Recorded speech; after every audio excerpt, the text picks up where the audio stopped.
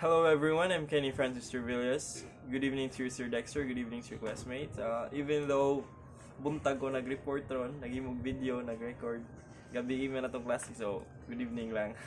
So for this evening, I'm going to report three topics, which is the sport for children and youth, the international sport, which is the Olympic, and the amateur sports. So without further ado, let's start. Sport for children and youth. So first is we have the leadership is a critical factor in governing the outcomes associated with youth sports. So of course in a youth sports, syempre mga bata na mong tudulungan, medyo na siya leader. Lain ka yung imo na pasigdaan yung mga bata bunaw sila magana. Dapat na magtudluan nag larong. Bitaw. Pero yeah, leadership is a really critical factor para makakuanan mo lead sa mga young athletes to kuan what is right and wrong and to able to improve their skills. So next is we have need to structure youth sports to include elements that children find enjoyable within their own games. So yeah, dapat when in a training camp, dapat mag-build ka ng workout routine or workout nga makakuha ng mga bata nga find enjoyable kay if tanan na serious workout, serious program like serious training laayo ng mga bata nang laayo nila kapuyan sila like murag sunod training ka pa na sunod summer na di na mamali kay way linggo sige ra kuan kapoy lang na kuanan wala silang lingaw. So yeah, let's move on to the next topic is the training volunteers. So training volunteers, these are the people who has already the knowledge of that sport that they're willing to teach those young children in any aspect of sports. Like me, I was able to be a training volunteer way back 2018, the basketball training camp sa NL1. Kaapil ko na training volunteer ko tudlo mga bata ginagmay. So yeah, next is the developmental versus professional models. Sadly, when I researched this part, ang nigawas kay model of professional development niya dili man mo so dili ko ka hatag og information niya. Sir Dex, please ko luwas. Anyway, so next is the National Alliance for Youth Sports or NICE. So NAYS. So NAYS is a non-profit 501 organization based in West Palm Beach, Florida, USA.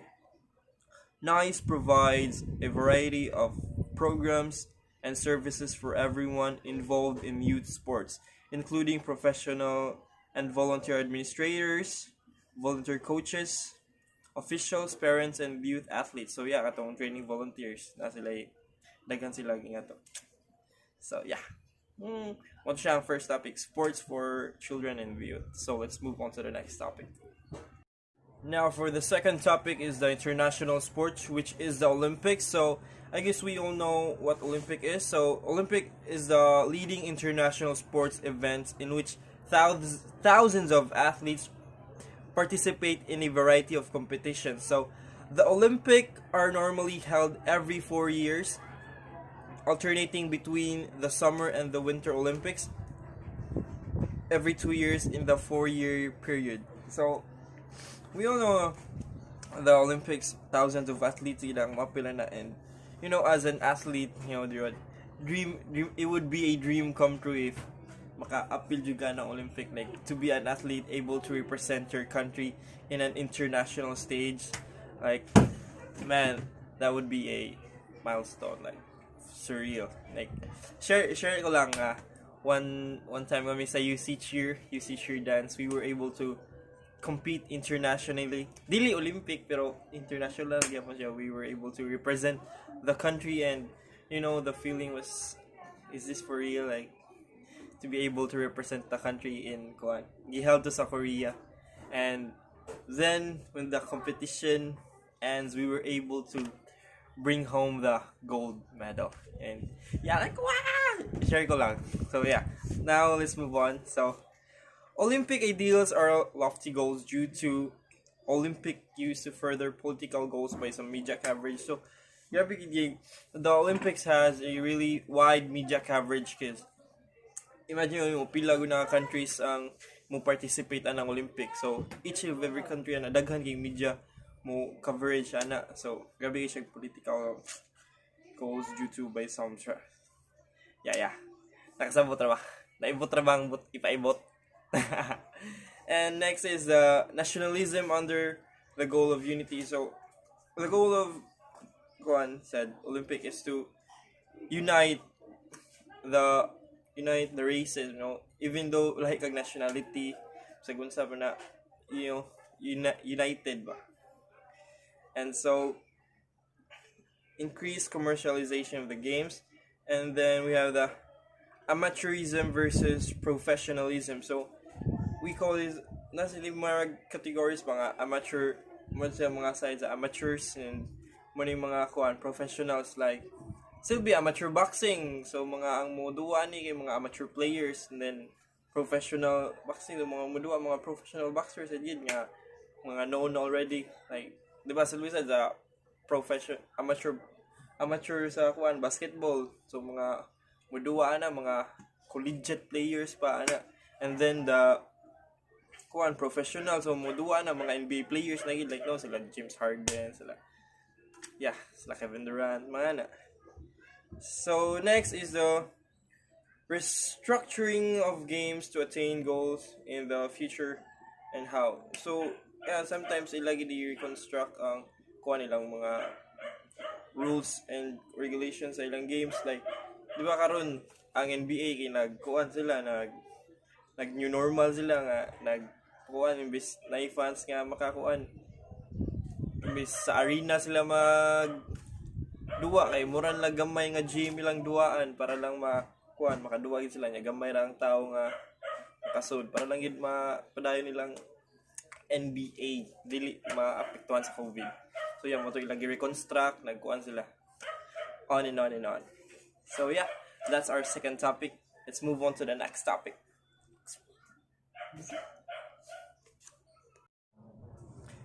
And now our last topic for this evening is the amateur sport. So amateur sport is a sport in which participants engage largely or entirely without remuneration. So the distinction is made between amateur sporting participants and professional sporting participants who are paid for the time they spend competing and training. So that's amateur sports. So now the first is we have the Amateur Athlete Union or AAU. So as you can see, there's an image right there, AAU. So AAU is an amateur sports organization based in the US, a multi-sport organization. The AAU is dedicated exclusively to the promotion and development of amateur sports and physical fitness programs. So it has 700,000 members nationwide, including more than 100,000 volunteers. So imagine nga nakadaghan nilang members 700,000 so nya ilang volunteers 100,000. Grabe nga nakadaghan pero wag gyapon kay uyab. joke. So what is next is the state games. The second one is the state games. So state games is also a amateur sport event that is held in the United States. So so state games is a biennial amateur multi-sport event. It is organized by the National Congress of State Games, and it has 50 states participating in this event. So 50 states daghan ngayon. Kung daghan mo gid na states sa America. Ambot pila na. Wala sa ba kalimot ko. Search niya ako na. So next we have the US Olympic Festival. So talking about the Olympics. So it is also a amateur sports event that is also held in the US. That is held every year, not every year, every 2 years in between the Olympic Games. So in between the Olympic Games. So di ba tag 2 years man to ang 4 years ang Olympics niya, 2 years for kuan. Ang kana year kay summer then winter niya. In between siya ang UDS Olympic Games. So, next is last we have the amateur competition for adults. So there are two kwan here is the senior games and the master competitions. So from the word senior games, so expected yun na kwan senior citizens may appeal ang kwan amateur is an amateur event niya ang mga participants senior na 50 above ang ilang kwan 50 plus age above ang mga participants. Next is the master competition. So master competition, sadly nag-research ko, sir, lahi-lahi man mo gawas ko sa both master competition for piano, master competition for weightlifting, daghan iyo. And so yeah, sir, ikaw lang luwas na ako. Another say lifeline. So anyway guys, mo to siyang all-in-all report. Unta nasabtan ra ang angay ipasabot, naibot ra ang angay ibtonon, nahimulbulan ra yung mga auto. Charzo, that is all. Thank you and God bless.